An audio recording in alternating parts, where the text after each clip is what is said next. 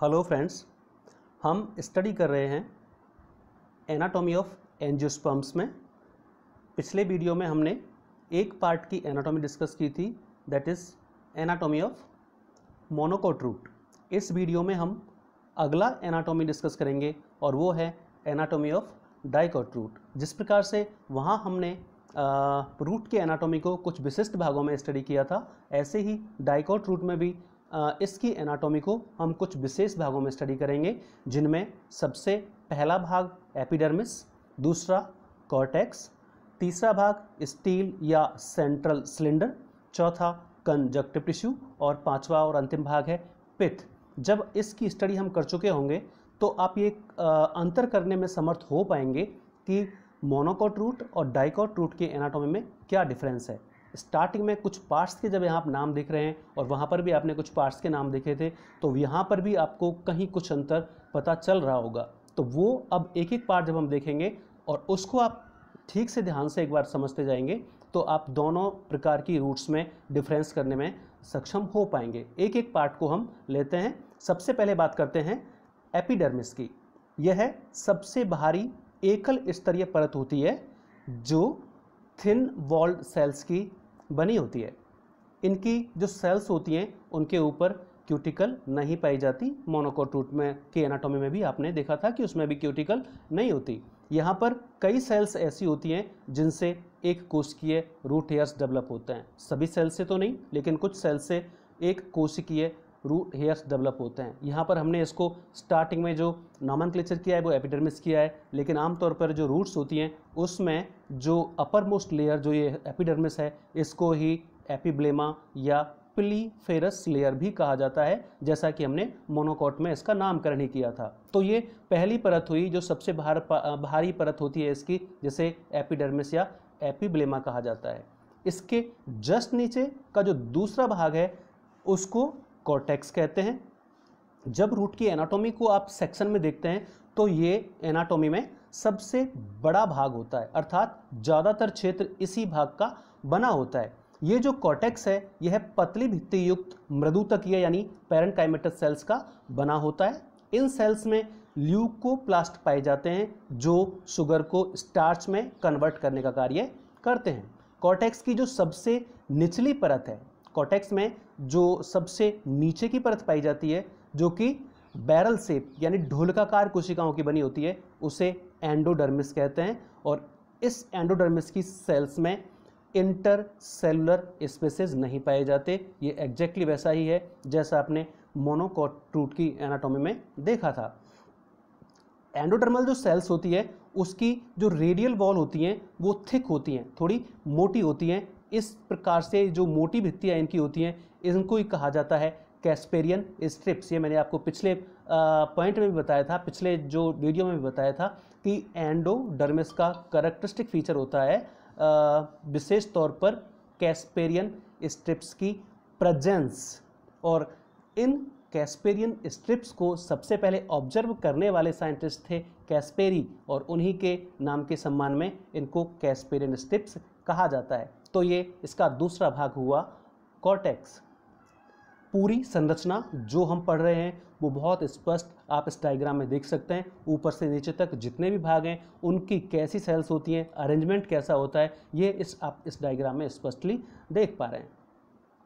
इसके बाद इसका जो तीसरा भाग है जिसे स्टील या सेंट्रल सिलेंडर कहा जाता है। आमतौर पर जब पिछली हमने एनाटॉमी डिस्कस की थी मोनोकोट रूट की, उसमें विशेष तौर पर जो पार्ट्स देखे थे उनमें हमने एक अलग से पार्ट्स मेंशन किया था, पेरिसाइकिल। एक्चुअली वो पेरिसाइकिल पार्ट इस स्टील का ही भाग यहाँ पर दर्शाया गया है, होता इसमें भी है, वहाँ पर अलग से मेंशन किया गया था और मोनोकोट में, और यहाँ पर इसको स्टील का ही एक रीजन करके दर्शाया गया है। जैसा कि आप पहले पॉइंट में देख रहे हैं कि एंडोडर्मिस के जस्ट नीचे एक स्तरीय मृदुतक कोशिकाओं की परत पाई जाती है जिसे पेरिसाइकिल कहा जाता है।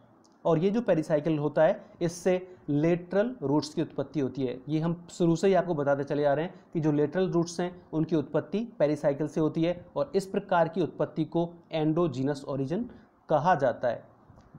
जड़ों में बेसिकली जो वेस्कुलर बंडल्स होते हैं वो रेडियल होते हैं, उनका जो अरेंजमेंट है वो किस प्रकार का होता है, रेडियल होता है। ये पिछले एनाटॉमी में भी आपने देखा था। रेडियल का मतलब मैंने उधर भी बताया था कि जाइलम और फ्लोएम का ऐसा अरेंजमेंट जिसमें वो दोनों एक सिंगल रेडियस पर नहीं पाए जाते, ऐसे अरेंजमेंट को रेडियल अरेंजमेंट कहा जाता है। यहाँ पर जो जाइलम और फ्लोएम होते हैं वो अलग अलग पैचेज में पाए जाते हैं तथा असंवहनी कोशिकाओं के द्वारा पृथक रहते हैं, अर्थात अल्टरनेट रूप से पाए जाते हैं जाइलम और फ्लोएम, और वो दोनों की दोनों असंवहनी कोशिकाओं के द्वारा पृथक रहते हैं।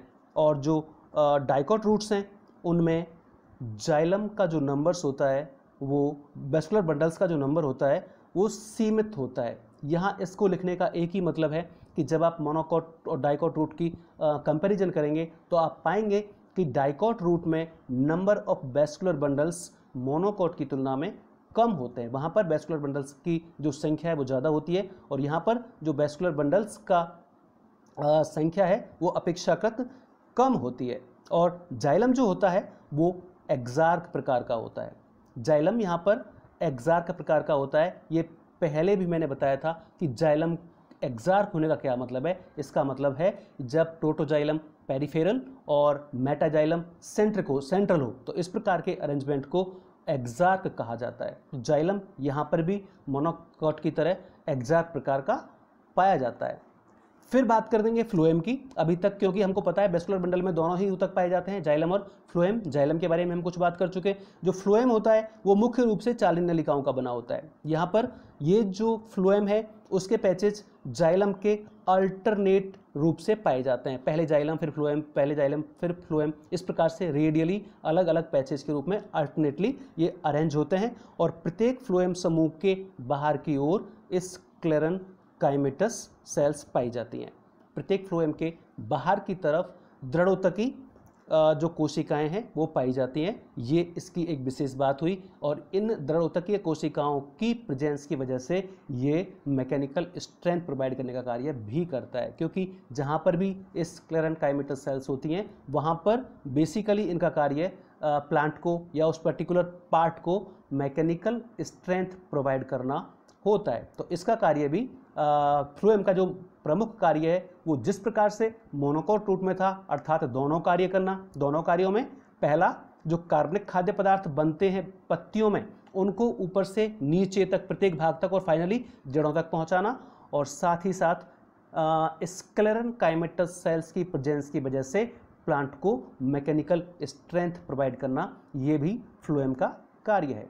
एक और पार्ट यहाँ पर आप देख रहे हैं कंजक्टिव टिश्यूज़। ये बेसिकली मोनोकोट रूट की एनाटॉमी में आपने अलग से कहीं मेंशन नहीं किया था, लेकिन डाइकोट रूट में इसको अलग से आपने मेंशन किया है। यहाँ पर ये पतली भित्ति युक्त मृदुतकीय कोशिकाएं होती हैं। कंजक्टिव टिश्यूज़ की जो सेल्स होती हैं वो थिन वॉल्ड पैरेनकाइमेटल सेल्स होती हैं जो जाइलम और फ्लोएम के बीच में पाई जाती हैं, अर्थात जाइलम और फ्लोएम को एक दूसरे से सेपरेट करती हैं। और इन सेल से जो टिश्यू बनता है उसको ही कंजक्टिव टिश्यूज कहते हैं। तो इस प्रकार से जाइलम और फ्लोएम के मध्य पाई जाने वाली जो सेल्स हैं जो इन दोनों को एक दूसरे से सेपरेट करती हैं, पैरेनकाइमेटस थिन वॉल्ड सेल्स होती हैं। इन सेल्स से निर्मित टिश्यू को ही कंजक्टिव टिश्यूज कहा जाता है, और ये डाइकोट रूट में आपको स्पष्ट देखने को मिलता है। इसके अलावा इसका जो अंतिम पार्ट आप देखेंगे केंद्रीय भाग, उसको पिथ कहते हैं। ये मोनोकोट रूट में भी था और यहाँ पर भी है। ये आप देख रहे हैं जो रूट है उसका केंद्रीय छोटा भाग जो कि पैरेनकाइमेटस सेल्स का बना होता है उसको पिथ कहते हैं, केंद्रीय छोटा भाग। जबकि अगर आप दोनों के डायग्राम आप कंपैरिजन करेंगे मोनोकोट डाइकोट की एनाटॉमी का, तो इस भाग में भी आप कहीं ना कहीं कुछ डिफरेंस पाएंगे। वहाँ पर इसके आकार में और यहाँ पर इसके आकार में अंतर पाया जाता है, अर्थात वहाँ पर जो पिथ होता है वो कंपैरेटिवली बड़ा होता है मोनोकोट की एनाटॉमी में, लेकिन डाइकोट रूट की एनाटॉमी में ये भाग छोटा होता है। और कुछ डाइकोट रूट्स में तो पिथ पाया ही नहीं जाता, अर्थात एब्सेंट होता है। तो ये कुछ कॉमन बातें हैं जो आप स्पष्ट रूप से डाइकोट रूट की एनाटॉमी में ऑब्जर्व कर सकते हैं। अगर आपको कोई मटेरियल दिया जाए और उसका सेक्शन स्लाइड पे लगा दें आपको माइक्रोस्कोप में और आपसे कहा जाए कि पहचानिए ये डाइकोट रूट है कि मोनोकोट रूट, तो आप उसको किस बेस पर पहचानेंगे?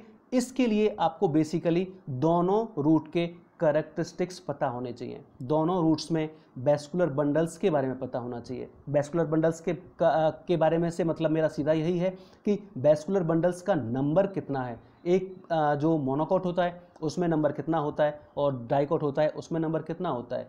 पैरेनकाइमेटस सेल्स का अरेंजमेंट किस में कैसा है ये पता होना चाहिए आपको। इसके अलावा और जो 2-3 पार्ट आपने यहाँ पर स्टडी किए, कंजक्टिव टिश्यूज, ये क्या मोनोकोट में पाए जाते हैं, डाइकोट में नहीं पाए जाते, ये भी आपको पता होना चाहिए। इस प्रकार से यदि आप इन दोनों को कंपैरेटिवली स्टडी करेंगे तो आराम से उस सेक्शन को पहचान पाएंगे कि माइक्रोस्कोप में जो स्लाइड लगाई गई है वो डाइकोट रूट की है कि मोनोकोट रूट की है। तो आप दोनों वीडियोस को एक बार वापस से ठीक से देखें और फिर दोनों में कंपैरिजन करें।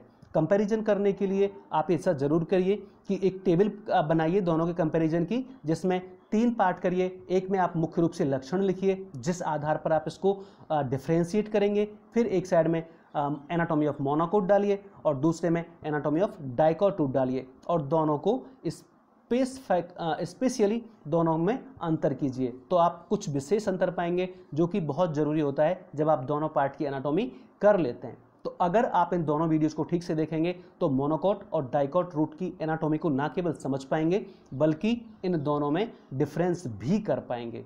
फिर भी अगर कहीं आपको कोई प्रॉब्लम आती है तो आप मुझसे कंसल्ट कर सकते हैं। Thank you.